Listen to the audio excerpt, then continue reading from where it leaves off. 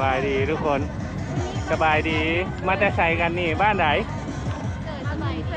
บ้านหนองแสงห้องแสงอ๋อที่เฮากายมาทางพุทธนะอยู่มอใดกันนี่มอเจ็ดบ่เรียนอยู่ไสอ๋อสาวมอเจ็ดทุกคนมานะเฮียงกันเนี่ยมาจังใดกันนี่ฮะ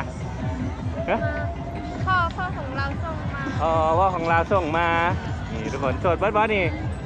โสดสาวโสดบ้านทุ่งแสนเพราะเฮามาหัดเห็นแต่เด็กน้อยบ่ได้เห็นผู้อันนี้เลยบ่ได้เห็นผู้สาวเพิ่งมาเห็นผู้สาวอยู่นี่นะทุกคนบ้านสาวทุ่งแสน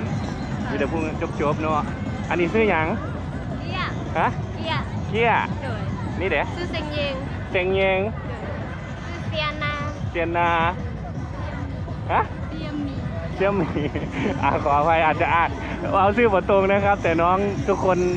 หน้าฮักอีหลีนะครับโอเคเข้าใจเด้อ